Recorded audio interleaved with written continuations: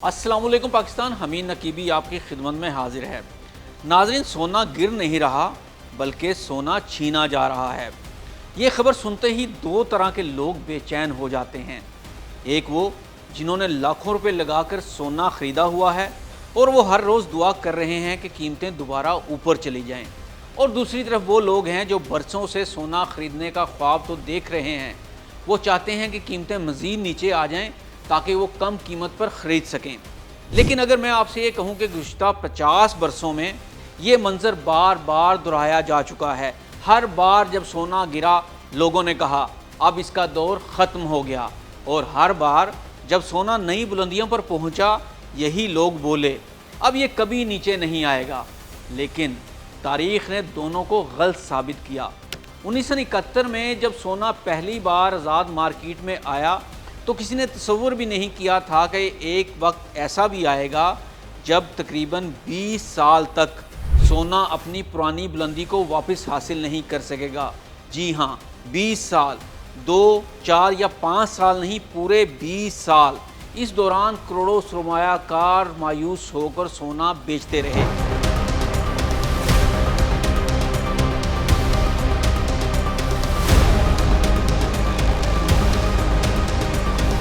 दुनिया भर के अखबारात ने इसे ख़त्म होती हुई सरमायाकारी करार दिया, और बहुत से माहिरीन ने कहा कि अब सोने का सुनहरा दौर ख़त्म हो चुका है। लेकिन फिर अचानक कुछ ऐसा हुआ जिसने पूरी दुनिया को हैरान करके रख दिया। वही सोना जिसे लोग मुर्दा असासा समझने लगे थे, तारीख़ की सबसे ताकतवर वापसियों में से एक वापसी करता है, नई बुलंदियां बनाता है, और देखते ही देखते पाकिस्तान में फ़ी तोला कीमत हज़ारों से लाखों रुपए तक जा पहुंचती है। तो सवाल ये है कि आज भी हम तारीख़ के किसी ऐसे ही मोड़ पर तो नहीं खड़े? क्या सोना वाकई कमज़ोर हो रहा है, या फिर एक बार फिर वही पुरानी कहानी दोहराई जा रही है जहां कमज़ोर हाथ खौफ में सोना बेच देते हैं और ताकतवर हाथ खामोशी से इसे अपने ख़जानों में जमा कर लेते हैं? आज हम सिर्फ ये नहीं देखेंगे कि सोने की कीमत क्यों गिर रही हैं, बल्कि हम पिछले 50 साल की पूरी तारीख खोलेंगे और इसे समझने की कोशिश करेंगे कि सोना आखिर हर बार वापस कैसे आया, और क्या इस बार भी तारीख खुद को दोहराने वाली है, और आखिर वो कौन लोग हैं जो सोना छीन रहे हैं, और इस बार सोना कहाँ तक नीचे जाएगा, या फिर दोबारा से अपनी बुलंद तरीन सतह को फाड़ता चीरता हुआ नए रिकॉर्ड कायम करेगा। तो आइए आगे बढ़ते हैं और जानते हैं। नाजरीन, अगर हम सोने की तारीख को सिर्फ रोज़ाना की कीमतों से नहीं बल्कि 50 साल के सफ़र से देखें तो एक हैरान कुन हकीकत सामने आती है। 1971 से पहले सोने की कीमतें आज़ाद नहीं थी। दुनिया एक ऐसे मालियाती निज़ाम के तहत चल रही थी जिसमें अमरीकी डॉलर को सोने से जोड़ दिया गया था और सोने की कीमत बड़ी हद तक मुकर्रर रहती थी। लेकिन 1971 में जब यह निज़ाम टूटा तो पहली मरतबा सोना आज़ाद मंडियों की क़ुव्वतों के रहमो करम पर आ गया, और यही वो लम्हा था जहां से एक नई तारीख शुरू हुई। पाकिस्तान में भी इस ज़माने में फ़ी तोला सोने की कीमत तकरीबन चंद सौ रुपये से बढ़ते बढ़ते चंद हज़ार रुपये तक जा पहुंची। लोगों को यकीन हो गया कि अब सोना सिर्फ ऊपर ही जाएगा। लेकिन तारीख ने यहाँ अपना पहला बड़ा धोखा दिया। 1980 वो साल जब पूरी दुनिया को लगा कि अब सोना कभी नहीं रुकेगा। 1980 ये सिर्फ एक साल नहीं था, ये वो लम्हा था जब पूरी दुनिया को यकीन हो चुका था कि सोना अब हमेशा ऊपर ही जाएगा। जिस सोने की कीमत चंद बरस पहले चंद सौ रुपये फ़ी तोला थी, वो देखते ही देखते तकरीबन 4000 रुपये फ़ी तोला के करीब पहुंच गई थी। इस दौर में एक ही जुमला हर तरफ सुनाई देता था, सोना कभी नीचे नहीं आएगा। लेकिन तारीख़ ने यहाँ अपना सबसे पहला बड़ा खेल खेला। अमेरिका ने महंगाई को रोकने के लिए शरह सूद में तारीख़ी इजाफ़ा कर दिया। इस इजाफे के बाद डॉलर मजबूत होना शुरू हो गया। सरमाया दोबारा अमेरिकी बॉन्ड्स और डॉलर की तरफ जाने लगा, और यही वो लम्हा था जब सोने की चमक मध्यम होना शुरू हुई। ये गिरावट एक दिन में नहीं आई, ये आहिस्ता आहिस्ता शुरू हुई, और फिर पूरी एक नस्ल ने इसे अपनी आंखों से देखा। वो 20 साल जिनके बारे में आज भी बहुत कम लोग जानते हैं। ये शायद सोने की तारीख का सबसे हैरानकुन बाब है। 1980 से लेकर तकरीबन 2001 तक सोना मुसलसल अपनी पुरानी बुलंदी पर वापस ना आ सका। जी हाँ, 2 साल नहीं, 5 साल नहीं, तकरीबन 20 साल। इस दौरान आलमी मार्केट में सोना तकरीबन $850 फ़ी औंस से गिरकर तकरीबन 250 से $300 फ़ी औंस की हद तक आ गया।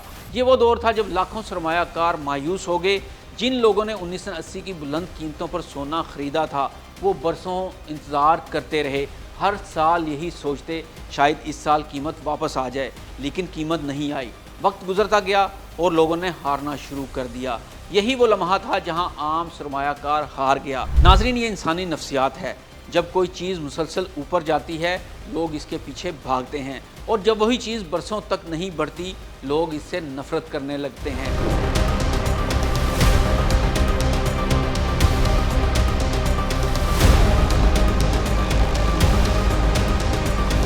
नाज़रीन, अब आते हैं अपने असल सवाल पर कि आजकल सोने की कीमतें क्यों कम हो रही हैं। अगर हम तारीख से सबक लें तो आने वाले बरसों में सोने का सफ़र किस सिमत जा सकता है। सोना कीमत नहीं बदल रहा, हाथ बदल रहे हैं। मार्केट को आम तौर पर लोग एक सीधी लाइन समझते हैं, कीमत ऊपर जाए या नीचे, लेकिन असल मालियाती दुनिया में कीमत नहीं बदलती बल्कि ओनरशिप बदलती है। हर बड़ी गिरावट के दो रुख होते हैं। एक तरफ वो लोग होते हैं जो खौफ में आकर सेल कर देते हैं, और दूसरी तरफ वो लोग होते हैं जो सेल ऑफ को एब्जॉर्ब करते हैं। और यहाँ पर शुरू होती है खौफ की कहानी, और ये खौफ ही मार्केट बनाता है और खौफ ही मार्केट बिगाड़ता है। जब सोने की कीमत नीचे आती है खबरें नेगेटिव हो जाती हैं, आम सरमायाकार पैनिक में आ जाते हैं, स्टॉप लॉस ट्रिगर होते हैं और सेलिंग प्रेशर बढ़ जाता है। ये वो मोमेंट होता है जहां लगता है कि सब कुछ गिर रहा है, लेकिन इसी लम्हे में असल मूवमेंट शुरू होती है। याद रखें, बड़े इंस्टीट्यूशनल प्लेयर कभी एक ही बार में खरीद नहीं करते। नाज़रीन, अब जानते हैं कि सोने की कीमतें रुक जाएंगी, मज़ीद नीचे गिरेंगी या फिर दोबारा ऊपर जाएंगी। आइए समझते हैं। इस सवाल का कोई ईमानदार जवाब यकीनी पेशगोई नहीं हो सकता, क्योंकि सोने की कीमत किसी एक फैक्टर से नहीं बल्कि आलमी शरह सूद, अमरीकी डॉलर की मजबूती, अफराते ज़र, मरकज़ी बैंकों की खरीदो फरोख्त और जियोपॉलिटिकल गैर यकीनी सूरत हाल के इम्तजाज से चलती है। तारीख़ी डाटा ये ज़रूर दिखाता है कि सोना तवील मुद्दत में बड़े बड़े साइकिल से गुजरता है। कभी कई साल तक साइडवेज या दबाव में रहता है, या फिर किसी नए माशी या सियासी झटके के बाद दोबारा ऊपर की तरफ रुजू करता है।